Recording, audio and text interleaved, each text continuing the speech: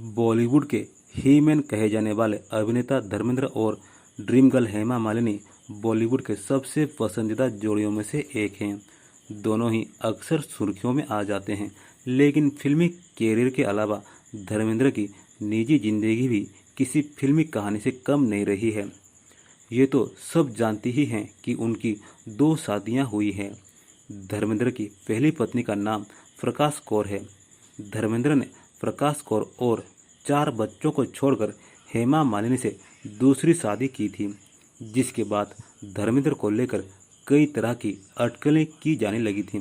लेकिन प्रकाश कौर ने अपने पति की दूसरी शादी हो जाने के बाद भी उनका साथ नहीं छोड़ा था। दरअसल धर्मेंद्र की हेमा मालिनी के साथ दूसरी शादी पर लोगों ने उनके प्रति अपनी नाराजगी जाहिर की थी। यहाँ तक कि धर्मेंद्र को वुमनाइजर भी कहा गया था, लेकिन प्रकाश कौर ने तब भी उनका साथ नहीं छोड़ा और उनके बचाव में खड़ी रही।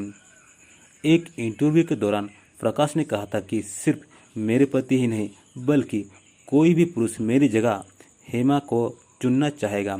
इंडस्ट्री में कई लोगों के दूसरे अफेयर हैं, वो दूसरी शादी भी कर रहे हैं, तो मेरे पति को ही क्यों वुमनाइजर कहा गया।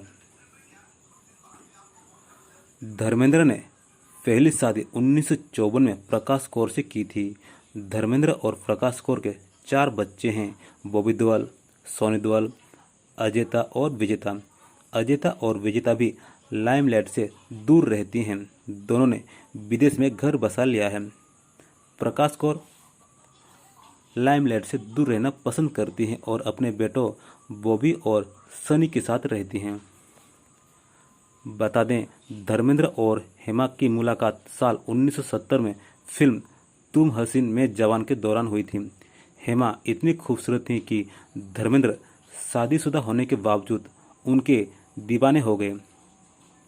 धर्मेंद्र शादीशुदा थे और दूसरी शादी करना उनके लिए धर्म के विरुद्ध था। हेमा से दिल लगाने के बावजूद धर्मेंद्र अपनी पहली पत्नी प्रकाश से अलग नहीं होना चाहते थे। हिंदू होने के बावजूद धर्मेंद्र ने हेमा मालिनी से शादी करने के लिए इस्लाम धर्म कबूल कर लिया था। धर्मेंद्र ने दूसरी शादी करने के लिए अपना नाम दिलबर खान रखा और प्रकाश को तलाक दिए बिना ही साल 1979 में हेमा मालिनी से शादी कर ली थी। एक इंटरव्यू के दौरान प्रकाश ने हेमा मालिनी के लिए कहा था कि मैं समझ सकती हूँ कि वो किस दौर से गुजर रही होंगी। उन्हें भी अपने परिवार का और रिश्तेदारों का सामना करना पड़ रहा होगा, लेकिन यदि मैं उनकी जगह होती तो मैं ऐसा कभी नहीं करती।